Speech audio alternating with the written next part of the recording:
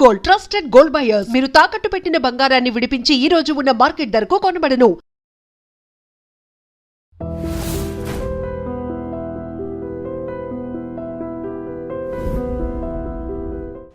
నమస్తే, నేను Kavitha. Welcome to I Dream news and నిజాలు. అతి త్వరలోనే పెద్ద షాక్ రాబోతోంది. అందరూ ప్రిపేర్డ్గా ఉండండి. కోటక్ బ్యాంక్ వ్యవస్థాపకులు ఉదయ్ కోటక్ చెప్పినటువంటి మాట ఇది.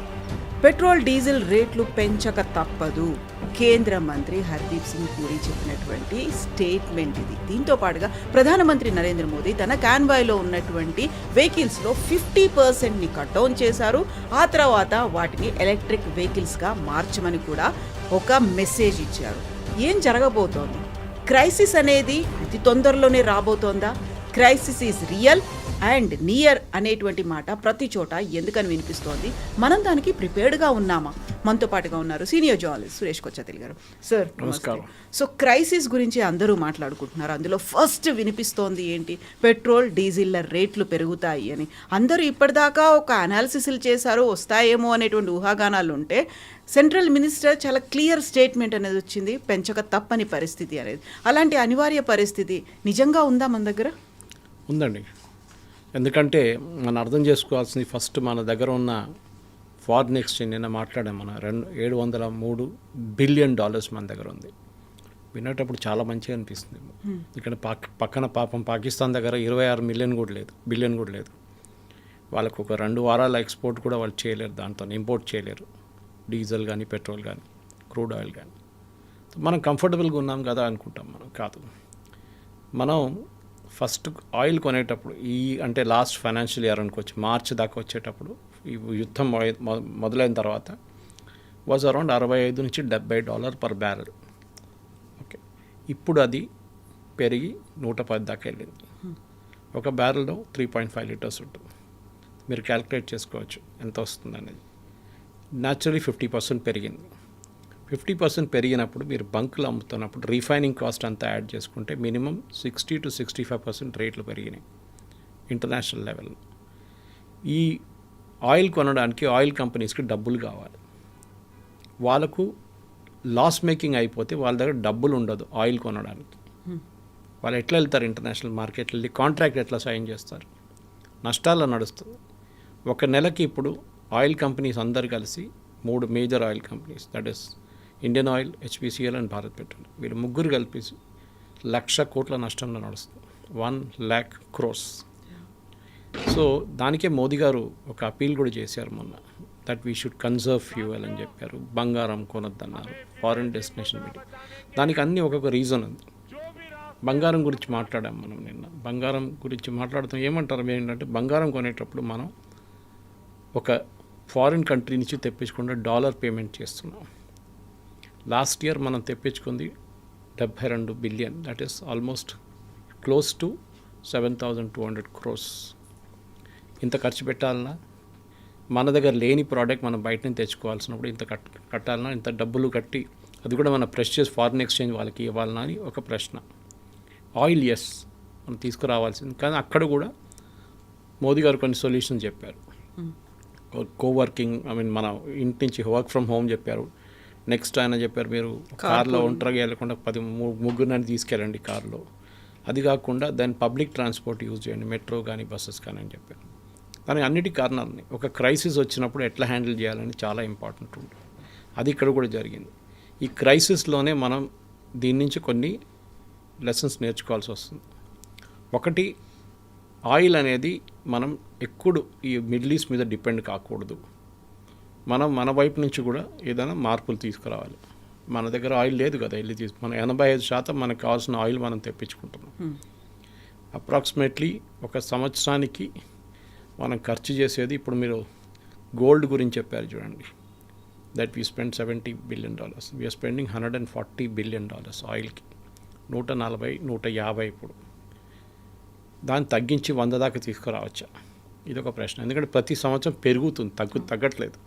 Number of vehicles on the road పెరుగుతుంది, కన్జంప్షన్ పెరుగుతుంది, రేట్ కూడా పెరిగింది. ఇప్పుడు మన రష్యా దగ్గర నుంచి $40 తీసుకున్న మనకు ప్రాబ్లం లేకుండే, కానీ ఇప్పుడు అట్లా కాదు. యావరేజ్ రేట్ ఇప్పుడు మనకు అదే పడుతుంది 110, 110 అయితే ఉంటుంది ఎట్లయినా per barrel. How will we survive, అది క్వశ్చన్ వస్తుంది. సో అదే హర్దీప్ సింగ్ పురి గారు అన్నారు, ఎన్ని రోజులు ఈ నష్టం మనం సహించుకుంటాం, మనం ఏదో ఒక రోజు మనం రేట్లు పెంచాల్సిందే. ఉదయ్ కోటక్ గారు అదే అన్నారు, ప్రతి దేశం మీరు చూస్తే every country without exception, US కానీ ఆస్ట్రేలియా కానీ న్యూజిలాండ్ కానీ, of course except for Gulf countries, వాళ్ళ దగ్గర వాళ్ళ ఆయిలే ఉంటుంది, అందరూ రేట్ పెంచారు వాళ్ళది, మనం చేయలేదు. ఒకటి ఎలక్షన్ ఉండే, సో బేసిక్లీ పొలిటికలీ కొంచెం సెన్సిటివ్ ఇష్యూ. సరే ఎలక్షన్ తర్వాత పెంచుతారంటే అది కూడా చేయలేదు. ఓన్లీ కమర్షియల్ ఎల్పిజి సిలిండర్ మీద రేట్లు పెంచాం, అది కాకుండా కొంచెం సిఎన్జి మీద కూడా కొంచెం పెరిగింది కొంచెం, కానీ మిగతా అంతా స్టేబుల్ ఉంది. మనం కన్జ్యూమర్కి పాస్ ఆన్ చేయాలంటే మన దేశంలో మర్సిడీస్ నడిపిస్తున్న ఆయన ఉన్నాడు, ఒక ఆర్డినరీ చిన్న 2 వీలర్ నడిపిస్తున్న మనిషి కూడా ఉంటారు, ఒక ఆటో రిక్షా డ్రైవర్ ఉంటారు, ఒక పెద్ద ట్రక్ నడిపించే ఆయన ఉంటాడు. వీళ్ళందరూ డిఫరెంట్ కేటగిరీస్ నుంచి వస్తారు. బహుశా మీరు మర్సిడీస్ నడిపిస్తున్న ఆయనకి మీరు 10 రూపాయలు 20 రూపాయలు పెంచితే కూడా వాళ్ళకి అంత ప్రాబ్లం ఉండదు, కానీ ఒక చిన్న 2 వీలర్ నడిపిస్తున్న ఆయనకి అది ఇంపాక్ట్ ఉంటుంది. సో మన ఒక దేశంలో మనకి ఇదే పెద్ద ప్రాబ్లం, డిఫరెంట్ ఆడియన్సెస్ ఉన్నారు మనకి. పెంచితే ఇమ్మీడియట్లీ పొలిటికలీ ప్రొటెస్ట్ ఉంటుంది, రోడ్ మీద ధర్నాలు ఉంటారు, ఏం చేస్తారు, బండి ఆపేస్తారు, ఏదో చేస్తారు సర్కస్లు. మెజారిటీ ఉంది, లోయర్ మిడిల్ క్లాస్ ఉన్నారు, లేకుంటే మిడిల్ క్లాస్ ఉన్నారు. మీరు చెప్పినటువంటి మెర్సిడీస్ బెంజ్ అంటే ఎలీట్ సర్కిల్కి అంత ఇంపాక్ట్ ఉండదు, మెజారిటీ పబ్లిక్ అంతా వీళ్ళ మీదే కదా, కామన్ పబ్లిక్ అంటాం వాళ్ళని. మన సొల్యూషన్ ఏముంది, మీరు మోదీ గారి చైర్లో కూర్చుంటే మీరు ఏం చేస్తారు, దట్ క్వశ్చన్. సో మెయిన్లీ మనం కట్ డౌన్ చేయకుండా మనం ఏం చేయలేము, that is the first thing we have to learn. ఎన్నోసార్లు నేను ఇండియన్ రైల్వేస్ ఎగ్జాంపుల్ ఇస్తాను, వాళ్ళ లోకోమోటివ్స్ అంతా ఎలక్ట్రిక్ చేశారు. మనం కూడా ఒక 5-year ప్లాన్ వేసుకొని కంప్లీట్లీ 80% మన వెహికల్స్ని ఎలక్ట్రిక్ చేయగలిగితే it be a big success. మనకి ఇప్పుడు కూడా ట్రాన్స్పోర్ట్ సెక్టర్లో అది ఇంకా ఎలక్ట్రిక్ కాలేదు, దట్ ఇస్ బిగ్ ట్రక్స్కి ఇంకా కాదు, బహుశా అది ఉండిపోతుంది అట్లనే కొన్ని రోజులు. కానీ మన బస్సెస్ మనం చూసిన సిటీ బస్సెస్ అంతా ఇప్పుడు ఎలక్ట్రిక్ మీద నడుస్తుంది. మిగతా మన 2 వీలర్స్ కూడా చాలా మటుకు ఇప్పుడు ఎలక్ట్రిక్ మీద వచ్చేస్తున్నాయి, కార్లు కూడా చూస్తున్నాయి ఎలక్ట్రిక్. అది ఇప్పుడు మోదీ గారు చెప్పినట్ల లెట్ గవర్నమెంట్ వెహికల్స్, ఇక్కడ రేవంత్ రెడ్డి గారు ఆల్రెడీ చెప్పారు దీనికన్నా ముందు కూడా, నాకు గుర్తుంది, that everything from now onward government vehicles అన్నీ ఈవీనే ఉంటుందని చెప్పేసి. కొన్ని ఇష్యూస్ ఉన్నాయి ఈవీలో, దట్ ఇస్ బ్యాటరీ ప్రైసెస్ కానివ్వండి, ఛార్జింగ్ పాయింట్స్ కానీ, అదని సార్ట్అవుట్ అయిపోతుంది. ఎన్ని వెహికల్స్ ఎక్కువ అవుతున్నప్పుడు అది న్యాచురల్లీ సార్ట్అవుట్ అయిపోతుంది. కానీ మన దగ్గర ఈ 2 మెయిన్ కాంపోనెంట్స్, ఏది ఒకటి గోల్డ్, లాస్ట్ ఇయర్ 72 బిలియన్ ఖర్చు పెట్టాం, 7,200 కోట్లు, అండ్ ఫ్యూయల్ 1,150 అంటే 15,000 కోట్లు మనం ఖర్చు పెట్టాం ఫ్యూయల్ మీద. ఎన్ని రోజులు నడిపించుకుంటాయి? సో ఇది ఒక క్వశ్చన్. నెక్స్ట్ మనం ఫారిన్ హాలిడేస్కి వెళ్ళేటప్పుడు, లేకుంటే ఫారిన్ వెళ్ళినప్పుడు లాస్ట్ ఇయర్ ఖర్చు అయింది, లాస్ట్ ఫైనాన్షియల్ ఇయర్ $17 బిలియన్. అంటే మీరు ఆలోచించండి, అక్కడ కూడా మన దగ్గర you are spending a huge amount of money. ఇది మనం తగ్గించాల్సింది. 1,700 కోట్లు ఖర్చు పెట్టాం. ఫారిన్ హాలిడేస్ కావాలని ఉందా? Is it essential? అదే మోదీ గారు అడిగారు. మన దేశంలో ఎంతో ఉంది చూడడానికి, అన్నిటికీ మీరు సింగపూర్ వెళ్ళాలనో, లేకుంటే స్విట్జర్లాండ్ వెళ్ళాలనో, లేకుంటే యూఎస్ వెళ్ళాలనో లేదు కదా, ఇక్కడ కూడా మనం చూడొచ్చు చాలా మటుకు. So it's a good call. ఇంకోటి అన్నారు, వెడ్డింగ్స్ గురించి చెప్పారు మీకు, డెస్టినేషన్ వెడ్డింగ్. అగైన్ అక్కడ సేవింగ్ ఉంది, హ్యూజ్ సేవింగ్. కానీ మన దగ్గర కొంతమంది అంటారా, మోదీ గారు చెప్తారులే, ఆయనకేం పోయింది, ఆయన పెళ్లి చేసుకోలేదు కదా, ఆయనకేం తెలుసు అంటారు. అట్లాంటి డైలాగులు కూడా వస్తాయన్నమాట. కానీ దేశం కోసం ఆలోచించాలి కొంచెం. దట్ ఒక క్రైసిస్ ఉన్నప్పుడు దీని నుంచి ఎట్లా బయటపడాలి. నేను సింగపూర్ ప్రైమ్ మినిస్టర్ ఒక స్పీచ్ చూశాను నేను, ఆయనంతా బాగా మాట్లాడారంటే ఆయన క్లియర్గా చెప్పారు, వీ హ్యావ్ ఎ క్రైసిస్. దీని నుంచి ఎవ్వరు మేము ఈ క్రైసిస్లో లేరని ఎవరు చెప్పారు. ఇవాళ సౌదీ అరేబియన్ ఆయిల్ మినిస్టర్ చెప్తున్నారు వీఆర్ ఇన్ ఎ క్రైసిస్ అని. ఏది సౌదీ అరేబియా వాళ్ళు అంటున్నారు, ఎందుకంటే వాళ్ళు అమ్మలేకపోతున్నారు.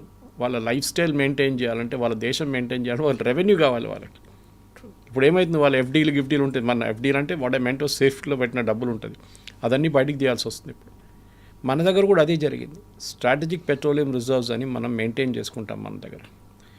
మన దగ్గర 8 రోజులతో ఉంది ఇప్పుడు దాకా మన దగ్గర. మనం దాన్ని ఎక్స్పాండ్ చేయాలండి. కానీ మనకు ఎందుకు చేయలేదంటే, ఒకటి మన వెస్ట్ ఏషియా మనకు చాలా దగ్గర, 5 రోజుల్లో క్రూడ్ షిప్ మనకు వచ్చేస్తుంది. ఎందుకు ఇంత పెద్ద స్ట్రాటజిక్ రిజర్వ్ మెయింటైన్ చేయడం? సౌత్ కొరియా లాగా, చైనా 240 రోజుల స్టాక్ వాళ్ళ దగ్గర ఉంది. మనకి ఇప్పుడు కంఫర్టబుల్, కానీ వచ్చేటప్పుడు నెక్స్ట్ 5 yearsలో మనం we should build up huge strategic resource. అంటే పెద్ద పెద్ద అండర్ గ్రౌండ్ ట్యాంక్స్ మనం మెయింటైన్ చేసుకోవాలి. ఎప్పుడెప్పుడు ఆయిల్ రేట్ తగ్గుతుందో దాంట్లో వచ్చి ఫిలప్ చేసుకోవాలి. ఒక సిరీస్ ఆఫ్ స్టెప్స్. మనకు ఇల్లు నడిపిస్తున్నప్పుడు ఎంత కష్టపడి ఉంటుందో మనకు వచ్చే ఆదాయం లోపల నడిపించాలి ఇల్లు అని, అది అట్లనే ఒక దేశం కూడా నడిపించాలి వస్తుంది.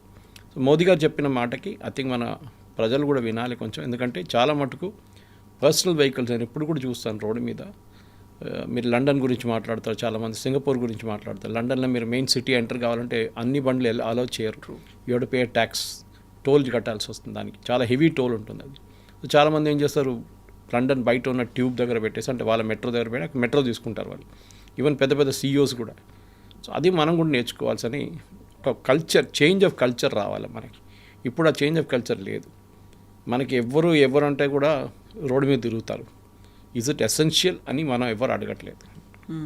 సో ఇంత పరిస్థితి అనేది ఉంది. ప్రపంచ దేశాలన్నీ కూడా ఈ క్రైసిస్ గురించి మాట్లాడుకుంటున్నాయి, ఆల్టర్నేట్స్ ఉన్నాయి, లేకుంటే కట్ డౌన్స్ గురించి మాట్లాడుకుంటున్నప్పుడు ఇరాన్ వల్ల వచ్చింది ఈ ప్రాబ్లం, లేకపోతే అమెరికా చేసింది, ఇజ్రాయెల్ చేసినటువంటి అటాక్ వల్ల వచ్చింది, దాని గురించి మాట్లాడదాం, లేకుంటే అక్కడ ఇంటర్వ్యూన్ అవుదాము, ఇరాన్ని కొంచెం మీరు ఏదైనా పాజిటివ్గా తీసుకోండి దీన్ని, లేకుంటే కొంచెం కంబ్యాక్ అవ్వండి, ఇలాంటిది ఒక ఇంటర్వ్యూని ఎవరు ఎందుకు చేయలేకపోతున్నారు, ఎందుకు మాట్లాడట్లేదు అసలు?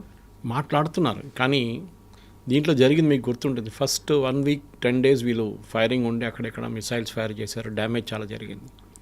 ఇరాన్ ఏం చేశారంటే వాళ్ళ చుట్టుపక్కల అన్ని గల్ఫ్ దేశాల మీద వాళ్ళు దాడి చేశారు. ఇజ్రాయెల్ మీద కూడా కొంచెం మిసైల్స్ పంపించారు అటువైపు. డీగో గార్సియా మీద కూడా ట్రై చేశారు. కానీ ఇప్పుడు ఎంత ఒక 72 రోజులు 73 రోజులు అయింది. 73-74 రోజుల్లో మనం ఏ రిజల్ట్ చూడట్లేదు, ఎట్టైనా రిజల్ట్ రావట్లేదు. Straight of Hormuz main problem.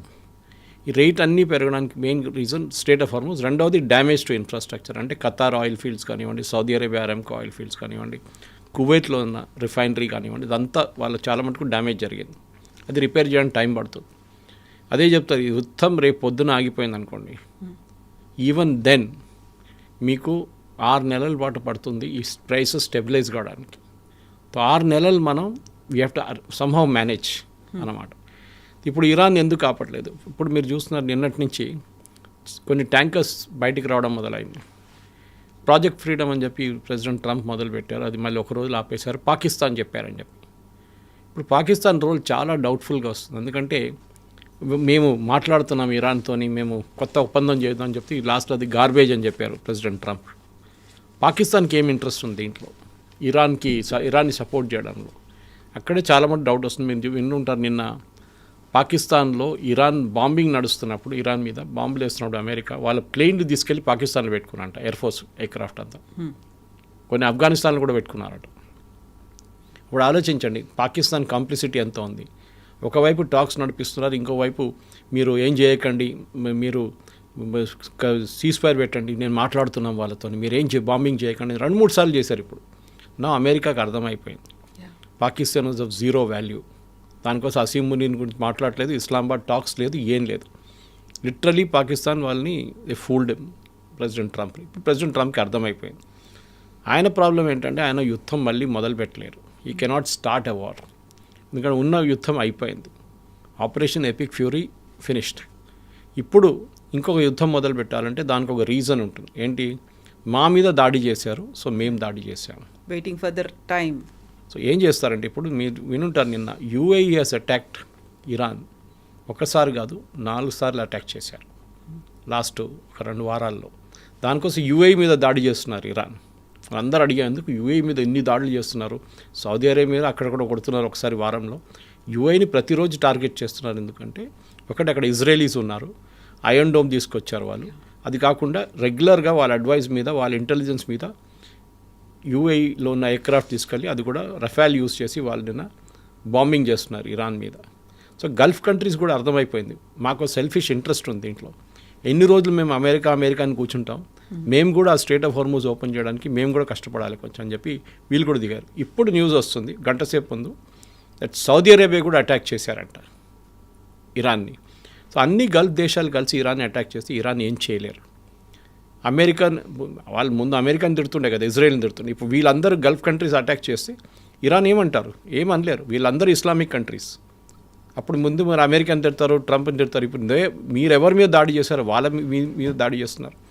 బహుశా దీంతో కవిత గారు ఏం జరగబోతుందంటే, ఒక స్ట్రైట్ ఆఫ్ హార్మూజ్ ఇంకొక 10 రోజుల్లో ఓపెన్ అయిపోతుంది, దట్స్ ఫర్ ష్యూర్.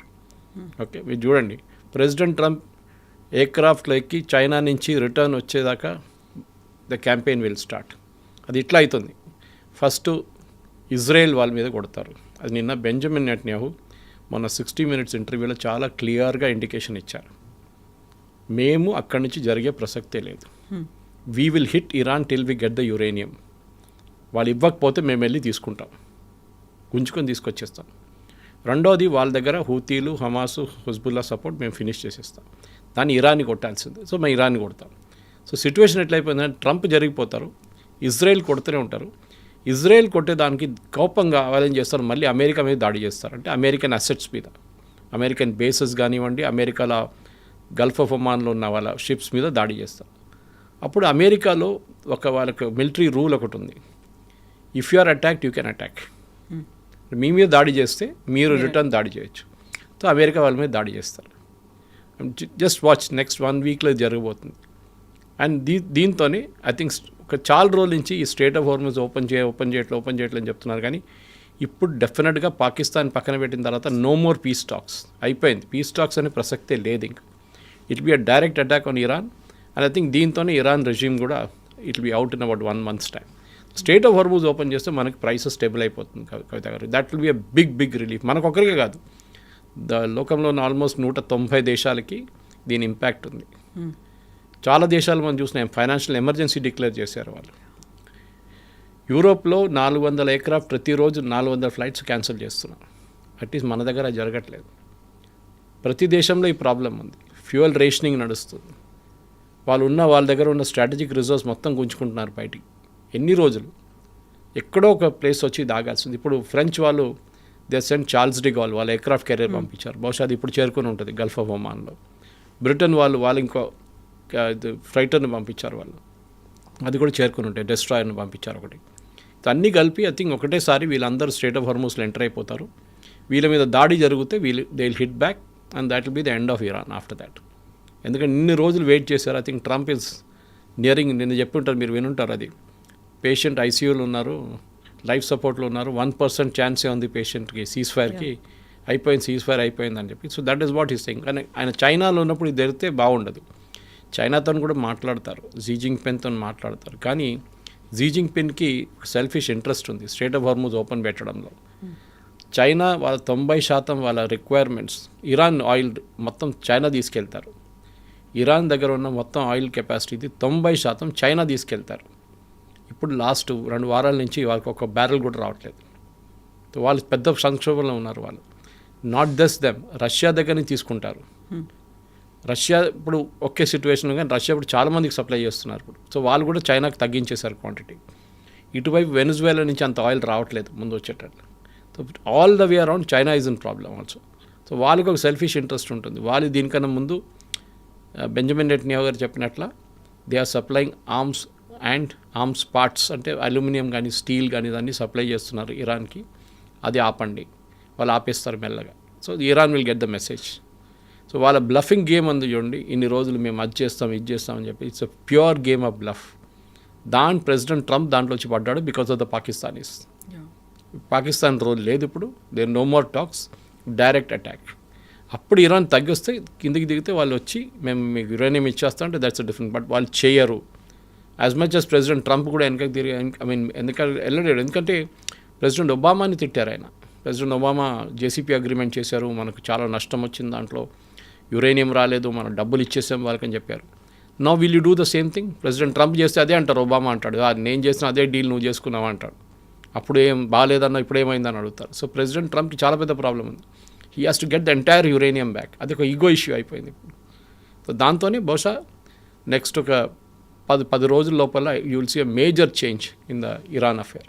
ఇది ఎక్కువ రోజులు నడవదు. 10 రోజుల్లోనే ఒక చేంజ్ రాబోతుంది అనుకున్నప్పుడు మనల్ని మాత్రం ఒక 1 year కోసం ప్రిపేర్డ్గా ఉండమంటున్నారు. Something big is going to happen, ఒక షాక్ అనేది రాబోతోంది, రెడీగా ఉండండి అనుకున్నప్పుడు ఒక 10 రోజులు కాకపోతే ఒక నెల రోజులే అయినా అది అక్కడ సార్ట్ అవుట్ అయిపోతుంది, క్లియర్ అయిపోతుంది అనుకుంటే మన దగ్గర స్టెబిలిటీ అనేది వస్తుందా? మన దగ్గర ఆ ప్రాబ్లమ్స్ అనేవి క్లియర్ అయిపోతాయా? ఆ 1 month or 2 months తర్వాత, నాట్ ఒక 1 year duration, 1 year time period కాకుండా ఈ లోపే అవుతుందంటారా? సెట్ అవుతుందా? ఎస్, ఎందుకంటే మీరు ఎప్పుడైనా ఎవరినైనా వార్నింగ్ ఇచ్చినప్పుడు పెద్ద లాంగిష్ వార్నింగ్ ఇవ్వడం బెటర్ ఉంటుంది. మీరు 6 నెలలని చెప్పలేదు మోదీ గారు, సంవత్సరం చెప్పారు. అది 3 నెలలు సార్ట్అవుట్ అయిపోయింది అనుకోండి, ఓకే ఎవ్రీథింగ్ సార్టెడ్ అవుట్ అంటారు. అప్పుడు అందరు ప్రజలు అడుగుతారు, అంటే మీరే చెప్పారు కదా నెల 1 సంవత్సరం ఉంటుంది. దట్స్ నేను అది కొంచెం ఎక్స్ట్రా లైసెన్స్ తీసుకున్నాను మీ దగ్గర కొంచెం మిమ్మల్ని ప్రిపేర్ చేయడానికి.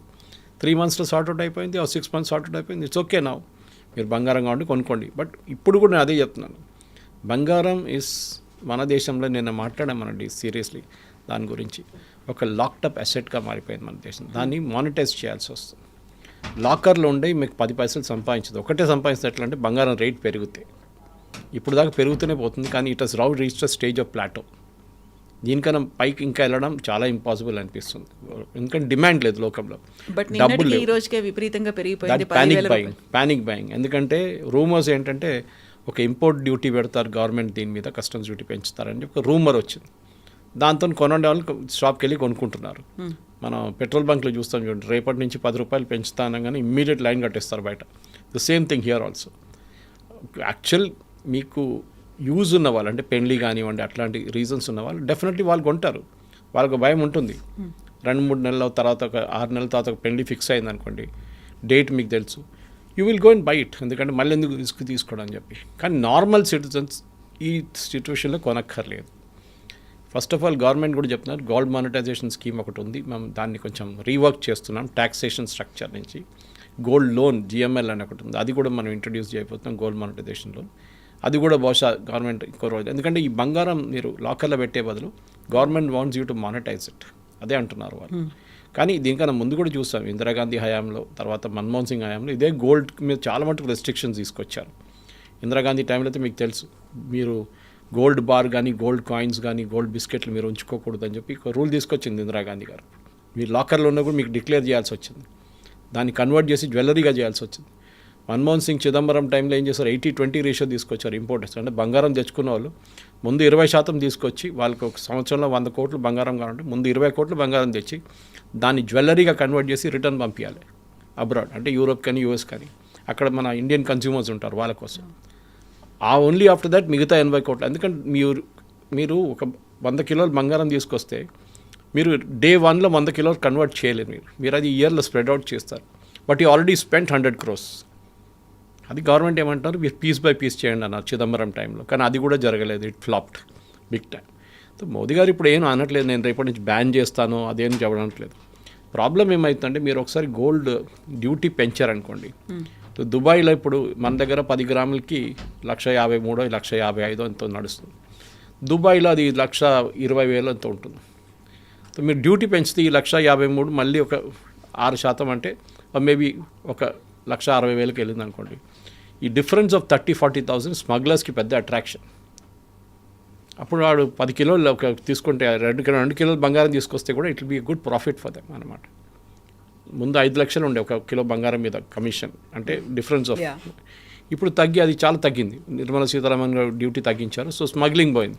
లేకుంటే ప్రతిరోజు మా కేరళలో కరిపూర్ అని చెప్పి ఎయిర్పోర్ట్ ఉంది క్యాలికట్లో, అక్కడ రోజు 10 మంది 20 మంది దొరుకుతారు 1-2 కిలోల బంగారంతో. ఇప్పుడు లాస్ట్ 1 month 2 months నుంచి, 2 months కాదు ఆల్మోస్ట్ 5 months నుంచి ఏం లేదు, బికాస్ డిఫరెన్స్ ఏం లేదు. నేను కూడా దుబాయ్కి వెళ్ళినప్పుడు చూశాను 6 నెలల ముందు, ఇట్స్ హార్డ్లీ ఎనీ డిఫరెన్స్ ఆ టైంలో. ఇప్పుడు గవర్నమెంట్ ఇట్లాంటి థాట్ ప్రాసెస్లో వచ్చినప్పుడు బహుశా పెంచితే పెంచవచ్చు, కానీ ఫైనలీ ఏమవుతుందంటే అది కన్జ్యూమర్ మీద పడుతుంది వచ్చి. సో గోల్డ్ షాప్ ఓనర్కి ఏం కాదు, గోల్డ్ ఇంపోర్టర్కి ఏం కాదు, వాళ్ళది they will pass it on to the consumer directly. Government చేయకూడదు, చూద్దాం మనం. కానీ ఐ థింక్ లేనిపోయిన కన్జంప్షన్ మనం చేయకూడదు. We should cut down on that totally. అందరూ అంటున్నారు, సెలబ్రిటీస్ నుంచి కామన్ మ్యాన్ కూడా అందరూ అదే అంటున్నారు. Yes, we should do Indian destination wedding చేద్దాం, డబ్బులు ఇక్కడే ఖర్చు పెడతాం. ఇక్కడ ఖర్చు పెట్టొద్దని చెప్పట్లేదు, you spend the money here. Tent house వాడి నుంచి కేటరింగ్ వాడికి అందరికి డబ్బులు వస్తాయి దాంట్లో. మీరు బయట వెళ్ళి చేస్తే వీళ్ళని చేస్తారు పాప, ఇక్కడ ఉన్న వాళ్ళు వాళ్ళకి ఏం రాదు డబ్బులు. సో ఇప్పుడు మనకి 6 నెలల్లో, సంవత్సరం కాకపోయినా 6 నెలల్లో 3 నెలల్లో అంతా సెటరేట్ అవుతుంది, ఈ క్రైసిస్ బయటపడతాం అనుకున్నప్పటికీ మోదీ చెప్పినటువంటి అదర్ ఆల్టర్నేట్స్ ఏవైతే ఉన్నాయో వాటి మీద ఫోకస్ పెట్టాలి. కార్ పూలింగ్ కావచ్చు, లేకపోతే ఎలక్ట్రిక్ కార్స్ దగ్గరికి వెళ్ళడం కావచ్చు, లేకపోతే పెస్టిసైడ్స్ లేకుండా ఆర్గానిక్ ఫార్మింగ్ కావచ్చు, వీటన్నిటి మీద. ఇప్పుడు ఆయిల్ని అయితే మనం ప్రొడ్యూస్ చేయలేము, ఆయిల్ బావుల్ని అయితే మనం తవ్వలేము, అదర్ కంట్రీస్లో ఉన్నట్టుగా మనకు ఆ ఫెసిలిటీ లేదు, ఇంపోర్ట్ మీదే డిపెండ్ అవ్వాలి. కాబట్టి మనకి ఏదైతే అవైలబుల్గా ఉందో, మనం ఏదైతే చేయగలమో, మన చేతుల్లో ఏదైతే ఉందో దాని మీద ఫోకస్ పెట్టాలి. ఇప్పుడు గతంలో శ్రీలంకలో పెస్టిసైడ్స్ వద్దు, అందరూ ఆర్గానిక్ ఫార్మింగ్ వైపు వెళ్ళండి అంటే ఒకేసారి క్రైసిస్ అనేది ఏర్పడింది, వాళ్ళకి దిగుబడి లేకుండా పోయింది, మనమే వాళ్ళకి సప్లై చేయాల్సి వచ్చింది. అప్పటికప్పుడు ఒక డెసిషన్స్ తీసుకొని ఒక ట్రాన్స్ఫార్మ్ చేద్దాం, ఆర్గానిక్ వైపు వెళ్దాము అనకుండా దానికి తగ్గట్టుగా గవర్నమెంట్ కూడా ఈ ప్రొసీజర్స్ తీసుకోవాల్సినవన్నీ చేపడుతోందా? ఆర్గానిక్ ఫార్మింగ్ వెళ్ళాలి అంటే ఇన్సెంటివ్స్ ఇవ్వాల్సి ఉంటుంది, ఇవన్నీ చేస్తోందా? 3,000 రూపాయలు ఒక బ్యాగ్ ఇప్పుడు ఫర్టిలైజర్, అది కూడా 40% 50% అదే రూట్ నుంచి వస్తుంది, స్ట్రేట్ ఆఫ్ హార్మోస్ నుంచి. నైట్రోజన్స్ ఉన్న దాని తర్వాత ఉన్న ఫెర్టిలైజర్ అక్కడి నుంచి వస్తుంది, by product of crude oil. మనం అది 300 రూపాయలు గవర్నమెంట్ మన రైతులకి ఇస్తున్నారు. అంటే గవర్నమెంట్ ప్రతి సంచి మీద 2,700 సబ్సిడీ ఇస్తున్నారు. మన అందరికి తెలుసు ఎక్సెస్ యూజ్ ఆఫ్ ఫర్టిలైజర్ కూడా చాలా మటుకు రీజన్ క్యాన్సర్ కానీ మిగతా రోగాలకి మేజర్ రీజన్ అది మన కూరగాయల నుంచి అన్నిటి మీద వాడతాం. పెస్టిసైడ్ కూరగాయల మీద ఉంటుంది, ఈ మన ప్యాడీ మీద చాలా మటుకు పెస్టిసైడ్స్ వాడతారు. దాన్ని తగ్గించాలని ఎప్పటి నుంచో చెప్తున్నారు. మీరు చెప్పిన ఆ పాయింట్ చాలా కరెక్ట్. శ్రీలంకలో వన్ టైమ్గా చేశారు, అది చాలా పెద్ద డిజాస్టర్ అయిపోయింది. అది ఇమీడియట్గా చేయకూడదు. ఆర్గానిక్ దే షుడ్ బి, ముందు ఫ్యాక్టరీలు ఉండాలి తయారు చేయడానికి. మనం ఏదో ఇంట్లో తయారు చేసుకోలేం కదా, చేస్తాం మనం కావాలంటే. మనం ఇప్పుడు పల్లెటూరులో ఉన్నప్పుడు అంతా మనం కూరగాయలన్నీ మనం వాడిన కిచెన్లో వాడిన వేస్ట్ అంతా తీసుకెళ్ళి దాన్ని మెన్యూర్ చేసుకుంటాం మనం. కానీ this is the bigger scale అన్నమాట. కానీ దానికి ఎఫిషియన్సీ ఉన్నాయి. ఇప్పుడు ఫర్ ఎగ్జాంపుల్ ఈ హ్యాండ్తో వేసే పెస్టిసైడ్ బదులు స్ప్రే చేస్తే మీకు ఇంకా ఎఫెక్టివ్నెస్ ఉంటుంది. మన దగ్గర మారుడ్ డ్రోన్స్ అని చెప్పే కంపెనీ ఉంది హైదరాబాద్, వాళ్ళు ప్రధానమంత్రి కూడా చూపించారు, వాళ్ళు ఒకసారి డెమాన్స్ట్రేషన్ వాళ్ళు చేస్తున్నారు. 1 ఏకర్ 2 ఏకర్లకి ఒక రోజులో అయిపోతుంది, హాఫ్ డేలో అయిపోతుంది, సమ్టైమ్స్ 2 అవర్స్లో అయిపోతుంది. ఎఫిషియన్సీ పెరుగుతుంది మాన్యువల్ ఇంటర్వెన్షన్ కాకుండా. అది కాకుండా మీరు చెప్పింది కరెక్టే. Yes, there should be a gradual shift, ఎందుకంటే మన హెల్త్ కోసం చాలా ఇంపార్టెంట్. అన్నిటిలో మాట్లాడుతున్నప్పుడు కూడా మనం అదే పాయిజన్ మనం తింటున్నాం, అది మనం గుర్తుపెట్టుకోవాలి. అదే బియ్యం మనం తింటున్నాం, పెస్టిసైడ్ వేసిన బియ్యమే మనం మళ్ళీ we are consuming the same thing. తర్వాత నాకు క్యాన్సర్ వచ్చింది, నాకు అది వచ్చిందంటే not surprising. So we should shift to organic. Health wise కూడా ఒక మెసేజ్ ఉంది దాంట్లో, కానీ ప్రజలు అది అర్థం చేసుకోరు. మన రైతులు కూడా అర్థం చేసుకోవాల్సింది. ఒక 5-year ప్లాన్ పెట్టి మెల్లగా we should move towards organic చేయొచ్చు. అది చాలా సెక్టర్లు చేస్తాయి. ఇప్పుడు మనం చూస్తున్నాం, ఒక టైంలో organic dal, organic tomato, organic onion అనగానే ఏంటి ఇది అంటారు. ఇప్పుడు చాలామంది దాన్ని డిమాండ్ చేస్తున్నారు. షాప్స్ ఉన్నాయి దానికోసం, డెడికేటెడ్ షాప్స్ కూడా ఉన్నాయి ఆర్గానిక్ ప్రోడక్ట్స్ అంతా. అంటే దానికి ఒక మార్కెట్ ఉంది, దానికి ఒక డిమాండ్ ఉంది. సో రేపు దిస్ ఇస్ యూస్డ్, ఈ paddy is used without any pesticides అంటే ఆర్ వితౌట్ ఎనీ కెమికల్. అంటే న్యాచురల్లీ దాన్ని కొనడానికి మనుషులు ఉంటారు, 10 రూపాయలు 20 రూపాయలు ఇచ్చి ఎక్కువ కొనడానికి రెడీగా ఉంటారు. 1,00,000 రూపాయలు 1,00,00,000 రూపాయలు మనం క్యాన్సర్ ట్రీట్మెంట్ మీద పెట్టే బదులు వీ కెన్ యూస్ దిస్ అని. So it's a good suggestion. But problem ఎక్కడ వస్తుందంటే మూవ్మెంట్, బ్యూరోక్రసీలో మూవ్మెంట్ చాలా స్లోగా ఉంటుంది. మన దగ్గర సబ్సిడీ ఇచ్చి మనకు ఒక హ్యాబిట్ అయిపోయింది. మన దగ్గర అన్నిటికీ సబ్సిడీ, ఫ్రీ కరెంట్, ఫ్రీ నీళ్ళు, then of course fertiliser, then seeds కూడా ఫ్రీ ఇస్తున్నారు. అక్కడ కూడా సీడ్స్ కొంతమంది ఛార్జ్ చేస్తున్నారు, కొంతమంది డూప్లికేట్ సీడ్స్ వస్తున్నాయి. అది చాలా పెద్ద ప్రాబ్లం. అది రైతులకు సపోర్ట్ కావాల్సింది, దాంట్లో డౌట్ లేదు. ఎందుకంటే అగ్రికల్చర్ అనేది మన దేశంలో ఇప్పుడు ఒక నాన్ రెమ్యునరేటివ్గా మారిపోయింది. సో మోదీ గారు చెప్పిన దాని పాయింట్లో ఎస్ దట్ వన్ నాకు అన్నిటికంటే నాకు పెద్దది అనిపిస్తుంది. ఒక పెద్ద రెవల్యూషన్ తీసుకురావాలంటే ఇట్ షుడ్ బి ఈవీ. ఎందుకంటే చైనాతో కాంపీట్ చేయడానికి మా దగ్గర BYD కానీ మిగతా కార్స్ చూడండి, ఆ లెవెల్లో మనం రావాలంటే అర్జెంటుగా నెక్స్ట్ 5 yearsలో మోదీ గారు ఒక కంప్లీట్ ప్రయారిటీ పెట్టి ఏదైనా ఇంపోర్ట్ చేయాలన్న బ్యాటరీస్ ఉంటే కూడా దాని కస్టమ్స్ డ్యూటీ తగ్గించి మళ్ళీ దేశంలో బ్యాటరీ టెక్నాలజీని చాలా పెద్ద రూట్లో తీసుకెళ్ళి నెక్స్ట్ 5 yearsలో let us convert all our vehicles into 50% at least into EV. దాంతో చూడండి మన ఆయిల్ బిల్ ఇప్పుడున్న how much are we importing 15,000 కోట్లు, అది మనం మొత్తం తగ్గించి ఒక 1,000 కోట్లకు తీసుకురావచ్చు. Let's do it. 15,000 కోట్లు ఉన్నది అట్లీస్ట్ 7,500 చేద్దాం మనం. కాకపోతే మనకి కామన్ పబ్లిక్లో ఉండేటువంటి ఒక నోషన్ ఏంటంటే ఈవీ వెహికల్స్ కావచ్చు, ఆర్గానిక్ కావచ్చు, కొంచెం కాస్ట్ ఎక్కువగా ఉంటాయి, అఫోర్డబుల్గా ఉండవు, ఎక్కువ ప్రైస్ ఉంటుంది అనేది. కరెక్ట్. నేను చెప్పాను చూడండి, ఆర్గానిక్ షాప్స్లో ఎందుకు వెళ్తున్నారు, why are they going to organic shops and buying. మనం ఆర్డర్ చేస్తున్నప్పుడు కూడా బిగ్ బాస్కెట్ దాంట్లో చూస్తాం ఆర్గానిక్ అనగానే ఒక 10 రూపాయలు ఎక్కువ ఉంటే కూడా ఏం కాదులే అని కొనుక్కుంటాం మనం. We don't know real benefits దాన్ని. ఈవీది ఇంకోటి ఉంది అడ్వాంటేజ్. ఈవీది ఏంటంటే ఇప్పుడు మన మొబైల్ ఫోన్ లాగా ఫస్ట్ ఈ మొబైల్ ఫోన్స్ వచ్చినప్పుడు దీని బ్యాటరీ ఇంత దొడ్డుగా ఉంటుండే, మీకు గుర్తుంటుంది. కాస్ట్ కూడా చాలా ఎక్కువ ఉంటుండే, ఛార్జింగ్ చాలా టైం తీసుకుంటుండే. తర్వాత దాని కాస్ట్ తగ్గింది, కొత్త టెక్నాలజీ వచ్చింది, స్లిమ్ బ్యాటరీస్ అయిపోయినాయి. మీకు ఇప్పుడేమైంది మొబైల్ ఫోన్స్కి ఇప్పుడు రేట్లు తగ్గిపోయినాయి. సో మాస్ ప్రొడక్షన్ ఏ రోజు జరుగుతుందో ఆ రోజు రేట్లు తగ్గిపోతుంది. ఇప్పుడు ఓలా ఎలక్ట్రిక్ కానీ మిగతా వాళ్ళు కానీ మహీంద్రా వాళ్ళు తయారు చేసిన టాటా వాళ్ళు తయారు చేసిన కార్లు కానివ్వండి, ఈవెన్ మారుతి వాళ్ళు చేస్తున్న అన్నిటికీ బ్యాటరీ ఆపరేటెడ్ మీకు ఒక లెవెల్ ఆఫ్ ప్రొడక్షన్ వచ్చేస్తే మీకు రేట్ తగ్గిపోతుంది. సెకండ్, బ్యాటరీ టెక్నాలజీ కూడా చాలా మటుకు మన దేశంలో ఇంకా పని నడుస్తుంది దాని మీద. చైనా దగ్గర నుంచి if you have to take help from China, let us take it, no problem. దాంట్లో మనం వీ షుడ్ నాట్ మనం వద్దు చైనాతో మాకేం పెట్టుకోమది వద్దు, we let us take it. China వాళ్ళు మనకి ఇస్తే మనం తీసుకొని బ్యాటరీ పర్ఫార్మెన్స్ ఇంప్రూవ్ చేస్తే, ఇప్పుడు ఈవీలు అన్నిటికంటే పెద్ద ప్రాబ్లం అందరూ ఎందుకు భయపడతారంటే ఈ బ్యాటరీ రీప్లేస్మెంట్ మీద ఉంటుంది. ఇప్పుడు అఫ్కోర్స్ వాళ్ళు పర్ కిలోమీటర్ బేసిస్ కానీ లైఫ్ టైం ఇది ఇస్తున్నారు, రీప్లేస్మెంట్ ఇస్తున్నారు. That is also good choice. కానీ మనం ఎట్లా మొబైల్ ఫోన్ టెక్నాలజీలో కాస్ట్ ఎట్లా తగ్గించామో సేమ్ వే ఈవీలో కూడా అవుతుంది. బహుశా ఇంకొక 3-4 సంవత్సరాల తర్వాత EV cost will come down డ్రమాటిక్లీ. ఇప్పుడే మనం చూస్తున్నాం, ఇంట్రొడ్యూస్ చేసిన కాస్ట్ కాదు, ఇప్పుడు చాలా మటుకు తగ్గింది, ఇంకా తగ్గుతుంది. ఎస్ సార్, చూద్దాం అదర్ ఆల్టర్నేట్స్ ఏమున్నాయి. Thank you very much. Subscribe iDream. And please subscribe to iDream. For more videos, subscribe to iDream. Please like, share and subscribe to the channel. Congratulations, iDream. subscribe to iDream. Subscribe to iDream. So subscribe to iDream Media. iDream ki iDream team andarki huge congratulations. Please subscribe iDream Media. Please subscribe to iDream. Subscribe iDream. Please subscribe to iDream. iDream అంటే నా కళల channel subscribe చేసుకున్న నోరు తిరుగుతలేదు, మీరైతే గంట గుర్తు కొట్టండి. For more such videos, please subscribe to iDream.